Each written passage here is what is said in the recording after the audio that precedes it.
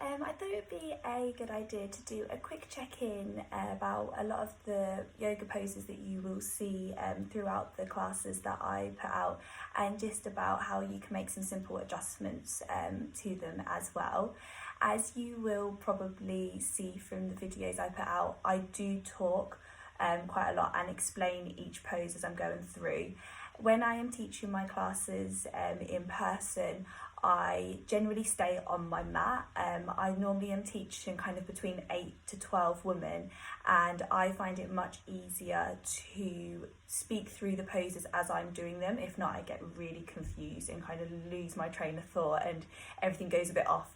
But I always would say to the ladies, obviously give me a wave, give me a shout at the end of the class or anything if something didn't feel quite right and you want to know how to make those adjustments. So I'm sure that I will not remember everything that I need to. This is the second time I'm making the video because I missed out quite a lot, so I've got my notepad, I've made some notes, but if there's anything extra that you think would be beneficial for me to add in, please just comment below and I will make another video for that or comment back. Thanks. So first of all, starting off with props that can be useful. Now, where I teach, we're lucky to have all of these props available for us, but I know not everyone does, especially at home practice. So it's about making some, getting inventive and using things that you find around the house. So first of all, yoga blocks, really, really great for in pregnancy yoga because they can be used to sit on to make our seat higher. They can be used to just make the mat higher as well, so that when we're doing certain stretches, we're not going quite as deep. Really lovely to be resting your head on as well, but not essential. You could use books and other things instead. Obviously at the moment we're not going out and not shopping, but Amazon are still currently doing deliveries, and you can pick up two yoga blocks for less than £10 on Amazon, so if you wanted to order those you could. Something that I'm sure everyone does have in their home will be pillows and cushions, so either using the ones from your bed or from the sofa. Really, really nice to use to sit on when you were doing our seated poses. Really great for relaxation, and just nice to bring in just to make things a bit more comfortable, particularly when we're doing kneeling positions and seated. So I'll talk a little bit more about how we use those. Also, a blanket could be used similar to how we would use the pillows, but again, really nice for raising our seat or making it a little bit thinner and kneeling on it, and obviously really great for the really important part of relaxation at the end. And then the other prop that can be really nice is a scarf. So I use a scarf quite a lot in practice, particularly in the cool down when we're doing seated poses for kind of stretching the legs and the upper body. So really nice. If you don't have a scarf, maybe you could use a belt or something else you could get creative with. That can be really, really good to have that. So just starting off with one of the most important poses, I think, which is child's pose. Now, child's pose is a pose that we do in regular yoga, obviously, but we do it a lot in pregnancy yoga, and it is thought of as a resting pose. You may not find it a resting pose or feel that it's comfortable, so if that's the case, obviously make adaptations for yourself that feel right. But a few things that can make it a little bit more comfortable is, if we're already kneeling, maybe we're using a blanket on our mat just to help with our knees. Typically in pregnancy yoga, you need your knees a little bit wider because you need to accommodate space for your baby. So we are bringing our feet together and our seat to our heels, and then typically we're coming down, we're bringing our head to the mat, arms out in front. Now this may feel great for you. If it doesn't and you want to get a little bit more comfortable, or you're doing a more restorative practice, so maybe you're holding this pose for, instead of maybe 5 breaths, maybe you're doing it for 20 breaths, or maybe it's 2 minutes. So using a block on your mat to rest your head on, and also getting a pillow and putting it underneath the seat, in between the feet and the seat, just can make that a little bit more comfortable. And here you can really get into the pose. So that's a few things you can do for child's pose. At the end, I'm going to talk about left-sided lying and relaxation positions as well. Naturally, when we are doing our yoga, we do quite a lot of poses in the all fours position. So again, using your blanket to help with the knees. Sometimes it can be quite nice to actually use blocks as well, again to raise the hands up. If you are struggling with carpal tunnel and being directly on the kind of wrist is quite intense for you, sometimes it can actually be quite nice to roll a blanket up and you hold onto the blanket instead. So that's an option. Or alternatively, you could always come down onto your forearms as well if you're feeling that the wrists are getting tired and it's not comfortable for you. So a few different options there. Let's just have a look if we've got any more.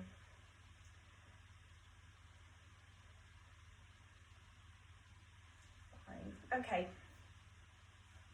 So when we are transitioning to our standing poses, I typically will do kind of a rocking backwards and forwards or the sweeping cat motion to get us up.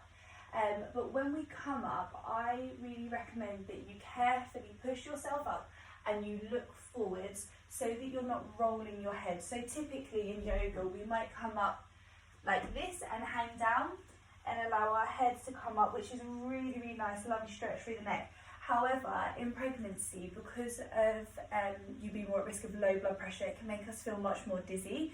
And also if we're suffering, especially in the earlier trimesters, of sickness and nausea, that can make it worse, or even later in pregnancy if you're getting more heartburn.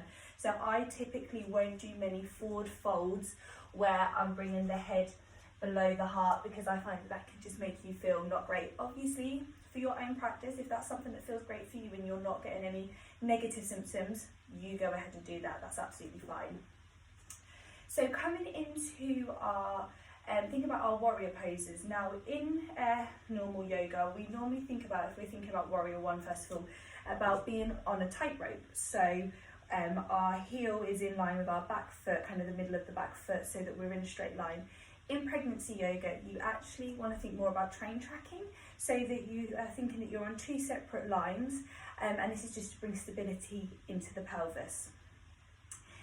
Typically in a lot of my flows, I also will bring women down maybe to like a lunging kneel, so like a box lunge here, and we may do some stretching through the hips, which can be really, really great for letting go of some of the tightness in the pelvis. But again, that's not for everyone, particularly if you're suffering with any kind of SPD symptoms. So in that case, always, if you have them, blocks can be really nice just to make it not as intense, so you can use your props, but never do anything that feels painful for you, only do things that feel good and comfortable. Squatting. So I do a lot of squats in class, and that's because I explained that it's really, really good in pregnancy to build the strength in your legs, because when it comes to your birth, if you're having an active birth and you're walking around, you're going to be on your legs a lot. And also a lot of women just intuitively really like to, with the surges as they come, bend into it, and it really helps the baby come down the birth canal. So you want to build lots of strength ready for that, and also for the second stage when you're actually bearing down, really good to bear down with your body and squat down. So typically in my classes, I generally just teach a squat where we're going more into a seat. I don't take it all the way down to a deep squat, but if that's what you feel comfortable with doing, again, listen to your body and do what you feel comfortable with. Coming down to the floor, as I said, just find my scarf, which is here. I do quite a lot of, at the end of the classes, quite a lot of forward folding and stretching over one leg, which can be really, really nice just to get rid of any final aches and pains. But what you must remember in pregnancy is that you do have relaxin in your body. The relaxin is the amazing hormone that you have for about 2 weeks of pregnancy that allows your body to stretch and grow to accommodate your baby, and also allows all of the muscles to open up to birth your baby as well. But what that relaxing can do is it obviously makes us more flexible.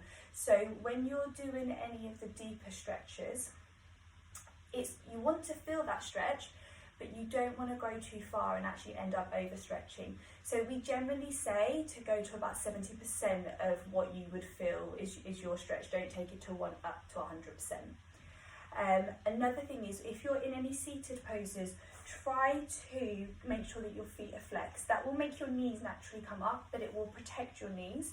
And if you're having your legs out straight, flex your feet as well, because again, it protects the lower back, but it makes the stretch, it takes the stretch further rather than being relaxed. So just think about those things as well.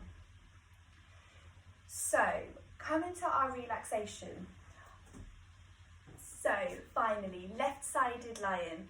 I recommend left-sided lying for all women in the pregnancy yoga class, because I think it's really good to get into the habit of laying on your left side and getting used to that. So the reason why we recommend left-sided lying is when you're pregnant and when you get to about 25 weeks of pregnancy, naturally your baby is growing bigger and the weight of the uterus is getting heavier.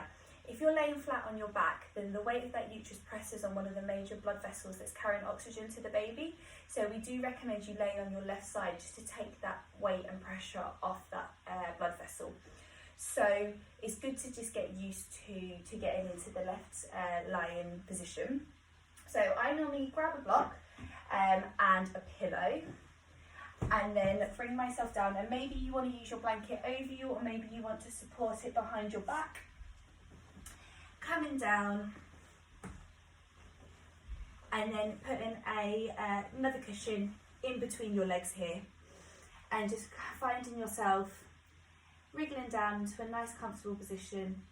And we really try to encourage that when you're doing your relaxation for your pregnancy yoga, that you take at least 5 to 10 minutes, if not longer, to really benefit from your practice.